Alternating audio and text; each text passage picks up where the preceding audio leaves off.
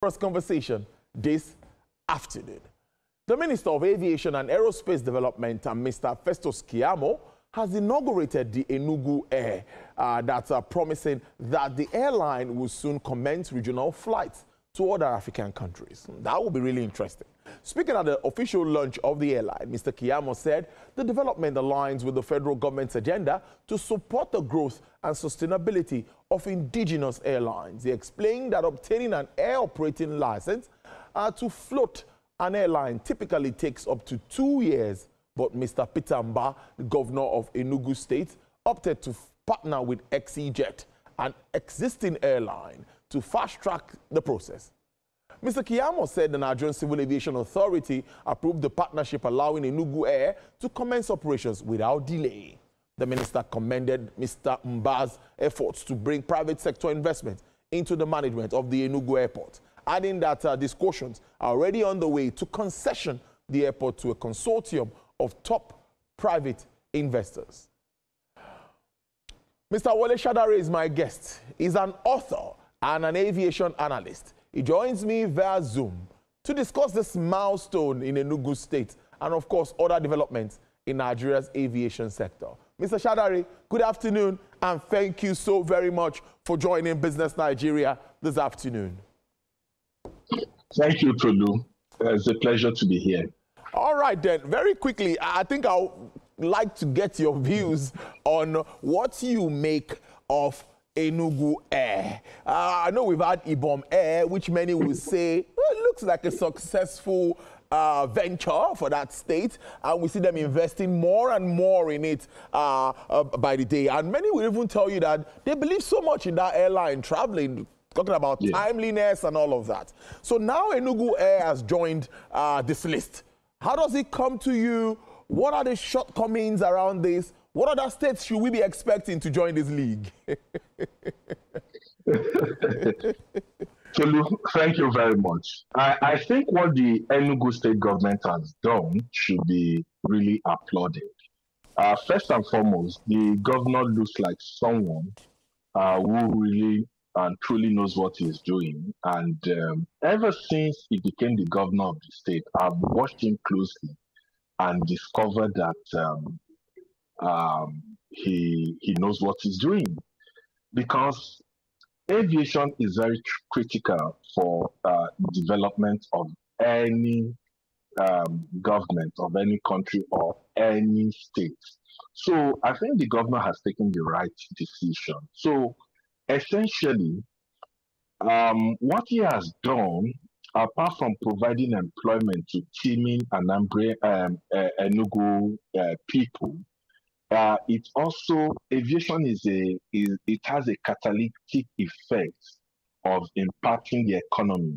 Not only the economy, it has a lot of things to do with other sub-economy of the country. And that is why I feel the Minister of Aviation and Aerospace Development has given his support not only to Enugu state government, but any investor that wants to invest in the Nigerian aviation industry. First and foremost, when Ibom Air was going to start, nobody gave it,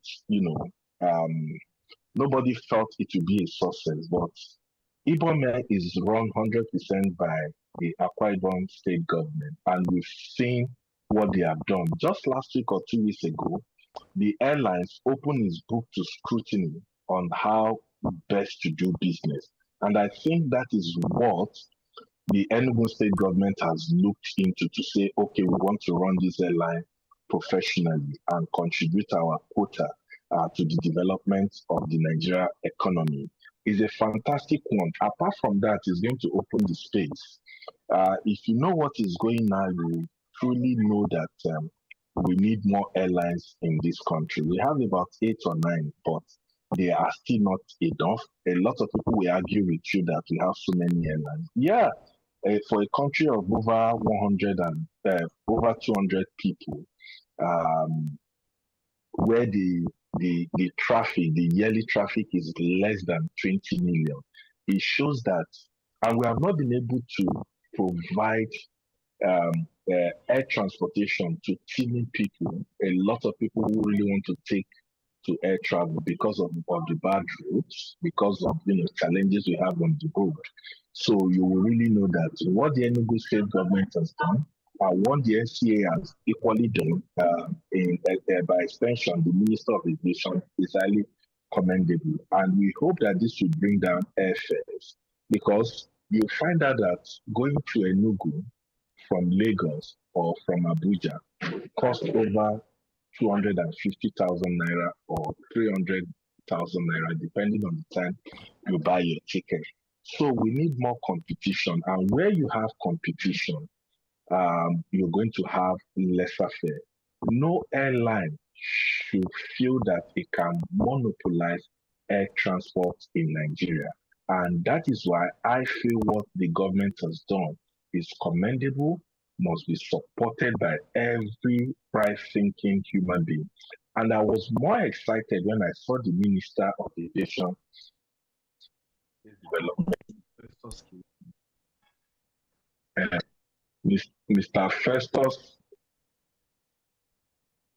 the Director General of the Managing Director of FAN, the Managing Director of Nigeria Airspace Management Agency, in attendance yesterday to receive the airline and the unveiling of the airline. It really shows that we know what we are doing in the aviation industry. Not only do we know what we're doing in the aviation industry, it also signifies that the people who are saddled with aviation in Nigeria are truly committed to developing the industry and giving everyone how do I call it, a level playing ground. So it is highly commendable. It's a good thing, and we want more airlines in this country. All right, before we shift from that and look at some other topical issues around the aviation space, the aim also, like you've alluded to in your submission, is to boost tourism, attract investment, generate employment, because of course there is a fallout from aviation to hospitality to tourism to all of that. So there's, the backlog of all of this. But to my own knowledge, some would say aviation industry, aviation business is not cheap business. It's capital intensive. What do you make of sustaining this business? You have the experience of how this runs, but what do you make of it? Because we've had issues, we could give examples of some that have tried to get into businesses like this and could not sustain it. So what do you make of sustaining, and what models do you think are available? Partnerships? Because I even think the government is saying it's opening for concession or something. Yeah. Thank you. I like that question, sustainability. And I also like the fact that you mentioned that running an airline is not cheap. It costs a lot of money. But I think beyond running this airline 100%, the government of Enugu State is also looking for ways to partner with other investors to make it very, very sustainable. Ibom Air has been sustainable for the past 4 or 5 years. It depends on the commitment of the promoters on what they actually want to achieve with the airline. If what they want to achieve with the airline is what everybody thinks they want to achieve with it, I think they should sustain that airline, because airline business, I agree, does not come cheap. And that is why the minister yesterday advised them to run the airline professionally. Once you run it professionally, you bring people who know what they are doing, it is going to be sustainable. It is even going to help the economy of this country. It is a good one, like I said, and we want more players in this industry. One thing I've come to realize, people say airlines are not making money, but when I saw the huge profits Ibom Air made, they published their books recently. It changed my orientation that domestic airlines are not really making money. They are making money. If they are not making money, a lot of them would have closed shop. So it means that they are making money. it also shows that whatever model you want to apply, you must be consistent with it. You must be intentional about it. So if you are intentional about it and you live according to the rules, there's no way you're not going to be profitable, except you're doing something else that is very, very different from airline business. But if you're committed to what you're doing, if you're really intentional about what you're doing to run an airline very well, with all it takes to run it, you'll be profitable. Yes, I agree that it is capital intensive. I agree that it costs so much money to put an aircraft in the air. But at the same time, if you run it very well and with government support, there's no way you're not going to be profitable and there's no way it's not going to be sustainable.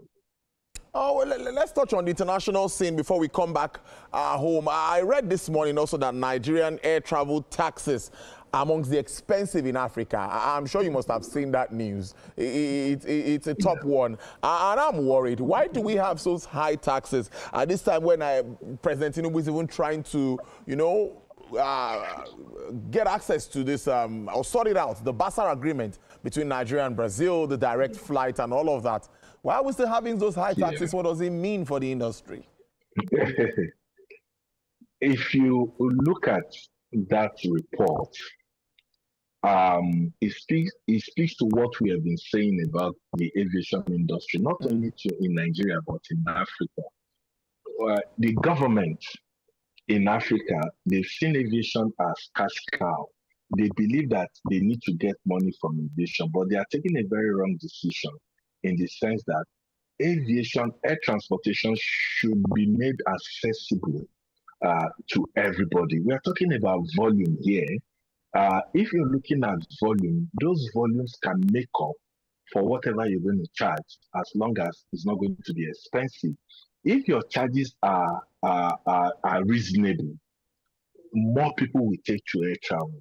You want to make money, but at the same time, you're shooting yourself in the head. It doesn't really make sense.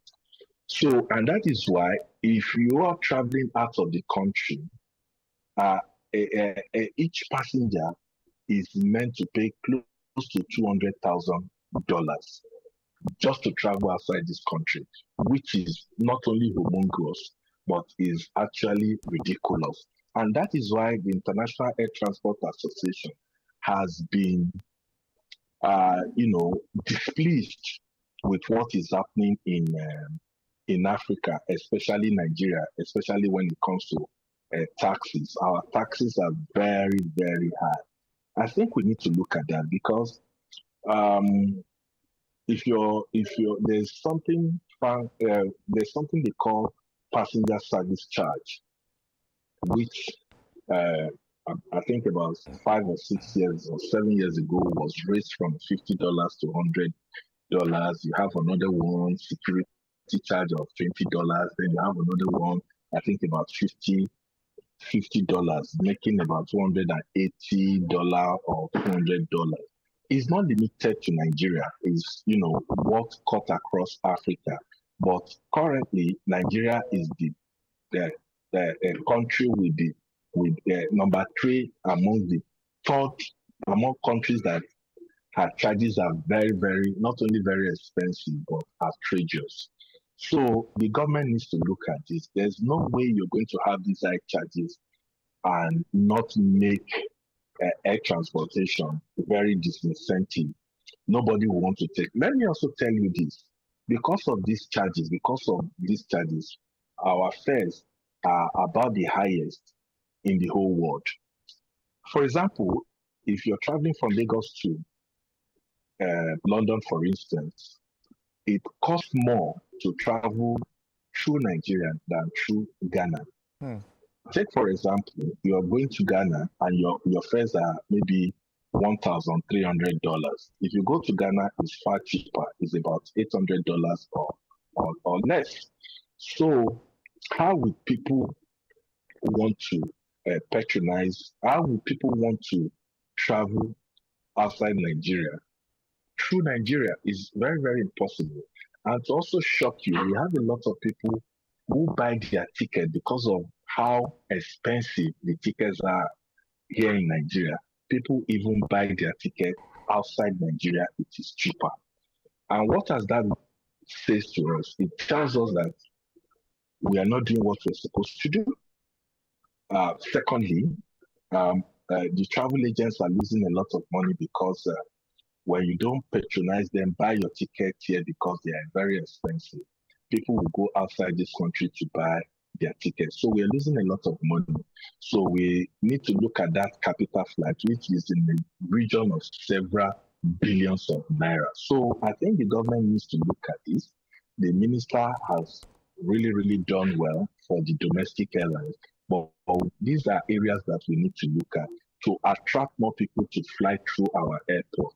It doesn't make sense for our airports to be the most expensive, one of the most expensive in the world, and we're not having the infrastructure that we're supposed to have. Yes, I agree that this government is doing so well in terms of infrastructure. If you go to our airports now, especially Murtala Mohammed Airport, you will see a sharp difference compared to what you had in the past 10, 15, or 20 years. You see a remarkable difference in what they have done. And I really commend the managing director of FAN for what she has done. That woman is really a fantastic woman and really committed to what she was asked to come and do. But we need more.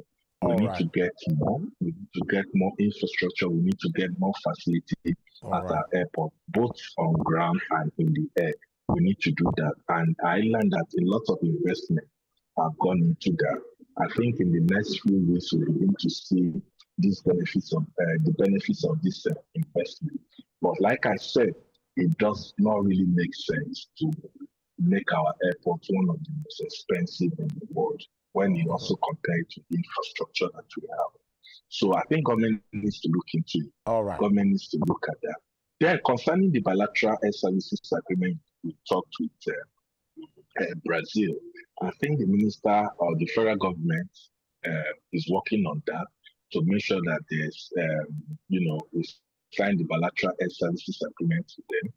Their Minister of Aviation and Transport was in Nigeria in May to meet with our own minister on how to leverage on the potentials of aviation between Nigeria and Brazil. I think they have a little bottleneck they are trying to work on. And by the time these things are worked on, I want to believe that we're going to have direct flight between Nigeria and Brazil. And Brazil is very strategic for Nigeria because we have cultural ties and historical ties with Brazil. So I think the president, among other things he traveled for, is really working on that to make sure that there'll be air transportation agreement between Nigeria and Brazil, because we can also use Brazil as a gateway to so many other parts of the world. I think they should speed that up. They should work on that and make sure that all the bottlenecks, all the barriers are removed so that we can have direct flight between Nigeria and Brazil. All right, now before we wrap this up now, let's touch on your book, 100 Years of Aviation in Nigeria. I know you've talked about that book, but yes, I wanted to just give us an overview of this as we wrap up this conversation today. A lot is there, providing facts and figures of the aviation journey for 100 years. That's a lot. Yeah. Thank you, Tudu, and I must express my appreciation to TVC for the coverage they actually gave to the launch of that book, and really want to express my gratitude to Stella Jean and all the management of TVC for the role they played. So, 100 Years of Aviation is just looking at the pros and cons and how we got to this level, from 1919 to 2005, which made it 100 years when the first flight took off from UK and landed in Kano. And the book is also about, taking a deep look at what we have done in aviation in the last 100 years. look back and say, okay, have we done well? Are we supposed to be where we are? What have we achieved in the last 100 years? Yes, a lot of people will not agree that we have achieved much, but you cannot compare 2019 with what we have now. Yes, I can say we have made appreciable progress because we may not be where we are, but we're definitely not where we were 50 years or even 10 years ago. We're not where we are today. So we try to look at all the things that have happened in the aviation industry, airlines mortality. In the last 50, 60 years, we've had over 100 airlines that have gone into extinction. And we also look at what are the things that have made our airlines to go into extinction. And these are some of the things that the federal government is trying to correct. When you talk about high taxes, when you talk about forex, when you talk about aviation fuel, when you talk about financing. I also want to tell you that Nigeria has been removed from the blacklist. When we had issues that made it very difficult for Nigerian airlines to lease aircraft dry lease, were offered wet lease. But this minister has been able to take all those things away that Nigerians can now return to or dry lease. We have really, really done remarkably well in the last 2 years. I must tell you that compared to where we were before. So I really, really must commend all the people that, all the managers of aviation. But like I said, we still have a long way to go. So we chronicled all those issues that, befell Nigeria aviation industry, even up to this very moment, and see how we can proffer solutions to them, how the regulatory issues, how we're able to, improve on our regulation, how we're able to even improve on our airport facilities, how we're able to, put up policies that will help airlines to grow. I know the airlines are still going through a lot, but I think if you ask them, they will really tell you that they are having it better now compared to what it was in the past. So we can do more. The government can do more. It's like, we have the potential to do 100%, but what we're doing now is like about 50%, which I believe with commitment and being intentional about what we want to do, we can reach that goal. So the book is about, taking a holistic look at the aviation industry in Nigeria in the last 100 years. Is a book that is really, really unpardonable. It's a book that even when I open every chapter, I begin to ask myself, how was I able to put this thing together? It was a book that took over 2 years to put together and to travel across the country, almost 20 states in the country, begin to get this far, to begin to meet, met with aviation historians, so many of them that are very knowledgeable in the aviation industry, particularly the former DG of NCA, Dr. Harold Demorin. I really appreciate his effort and his time in, writing the foreword of that book, and all those that contributed to the success of that book. So what we did, or what I did, was just to look at where we were some years back, and where we are today, and where we should be in the next 100 years. All right. So that's it. Yeah. Thank you so much. Let's wrap it up on that note. Author, aviation analyst, Mr. Wole Shadari, thank you so much for your time as always. We appreciate this. Thank you for having me. All right then. Still to come on the show.